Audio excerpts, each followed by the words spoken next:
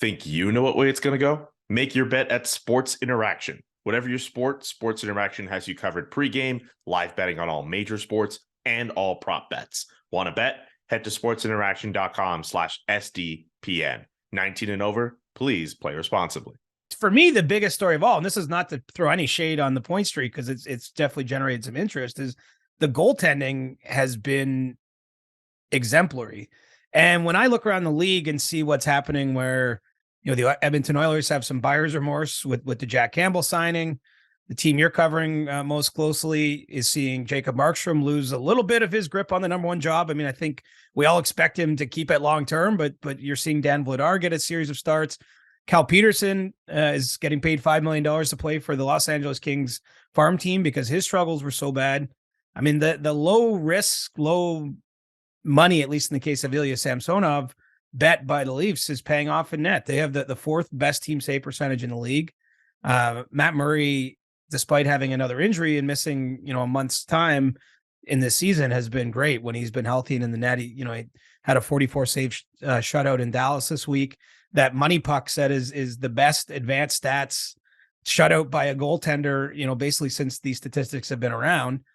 This run has been kind of confounding too, because it's come with all their injuries at the same time. I think that in some ways those can be blessings in disguise. And we've talked about this a little bit, but everyone gets everyone's attention that you sort of have to cover. If you're a forward, you have to cover for the D.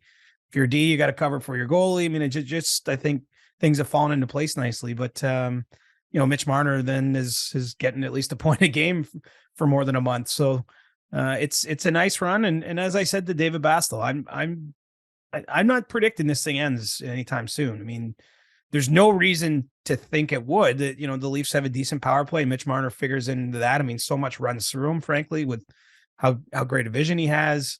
He's now playing 5-on-5 with John Tavares a fair bit, but they've been striking up a nice chemistry. And I have to think, as much as the Leafs aren't talking about this in the media, they're aware of what's going on. They're going to be looking for Mitch to do what they can to ride this out. So, maybe you can keep it going right into Christmas or something and get it to a point where you're taking down some serious folks. Cause I think the longest point streak by an active player is 25 games. So you're getting close to where you have to go to players that are retired to get to, for perspective here about how impressive this is. By the end of next week, I guess if Mitch Marner keeps this up, he's going to be in that kind of air. Okay. I want to make sure I get to Matt Murray because you're absolutely right. That is a really cool story, but I am curious about how it is for you and all of your other media friends to ask about the point streak, right? I mean, maybe some people are superstitious. Maybe some guys don't want to talk about it. Like, what's it like having to go into locker rooms every day and be like, hey, your point streak's up at 20 games. Like, what's that like? Well, I'll tell you, we're recording after I was at Thursday's morning skate before the Leafs played the Kings, and there wasn't one question about it, at least anywhere where I was. Mitch Marner himself wasn't available to the media, but none of his teammates and Sheldon Keefe were asked about it, or at least, again, in any scrums I was a part of. So I think you get to a point where it's kind of weird, because what can you really say about a streak at this point? Like, obviously he's hot. I don't think it's a revelation that Mitch Marner is an impactful offensive player. That's, he's been that for quite some time. He was on the end of season all-star team at right wing last year. I think he's rightly recognized as one of the best offensive players in the game, but he is on a run. And so I think it's a little easier question post-game. For example, when there was the game last week and Mitch Marner nearly ran out of time and he hits the empty net. I mean, there was a lot of discussion after that about teammates trying to set him up with the empty net, the fact that he passed and nearly missed an opportunity. I mean, that you get the sort of reactive stuff, but it's, at this point, I think it's getting a little old. And I'm sure if you're Mitch Marner, I don't know if it's superstition or just, you get fatigued by it. I mean, there's only so much he can say.